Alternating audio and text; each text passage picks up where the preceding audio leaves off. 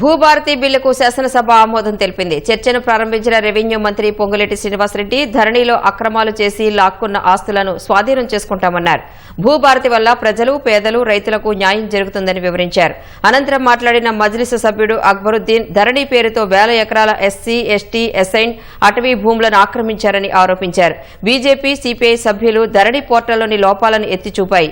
ధరణి పేరు చెప్పి బీఆర్ఎస్ నేతలు కుంభకోణానికి పాల్పడ్డారని ఆరోపించిన కాంగ్రెస్ నేతలు ఎందుకు విచారణకు ఆదేశించడం లేదని ఏలేటి మహేశ్వరరెడ్డి ప్రశ్నించారు. ధరణి లావాదేవీలపై ఫోరెన్సిక్ ఆడిట్ చేయిస్తామని మంత్రి పొంగులేటి ప్రకటించారు. Right from day one, sir, Dharani was brought into and it was enacted, sir, only to help one family, sir.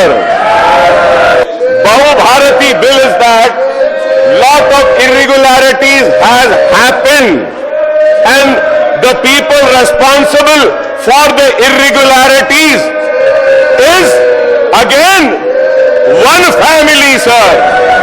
The state has lost thousands of crores because of Dharani, sir. The farmers have lost thousands of acres, sir. The SCs have lost, the STs have lost, assigned land have been lost, the forest has been lost, sir. And now జరిగిన అక్రమాలు భూదందా భారతదేశంలోనే అతిపెద్ద land scam గా అనిపిస్తా ఉన్నది. మరి ఇంత పెద్ద స్కామ్ పై విచారణ జరిపించకుండా కాంగ్రెస్ సర్కార్ ఎందుకు ఉపేక్షిస్తున్నది? దాని వెనుక మతలబ్ ఏమున్నది? బ్లాక్ మెయిలింగ్ సెటిల్మెంట్లేనా లేక ఇంకేమన్నా మరి ఉన్నాయా అని చెప్పి అనుమానాలు కూడా ప్రజల్లో తలెత్తుతున్నాయి. అధ్యక్ష, మరి భూ అక్రమణ నీకు తేల్చడానికి సిబిఐకి విచారణ ఇవ్వకుంటే ఎప్పటిలోపల న్యాయ విచారణ పెడతారు. స్పెషల్ ఇన్వెస్టిగేషన్ టీమ్ ఎప్పటిలోపల మరి మీరు అపాయింట్ చేస్తారో మరి తెలియాల్సిన అవసరం ఉంది. భూభారతి చట్టం ద్వారా ధరణి తప్పిదాలను దిద్దుబాటు ఎప్పటిలోపల చేస్తారు. అధ్యక్ష, బీజేపీ ఫ్లోర్ లీడర్ గారు మీరు నిజాయితీ లేదని మా మీద గుడ్డగాలు చేస్తున్నారు.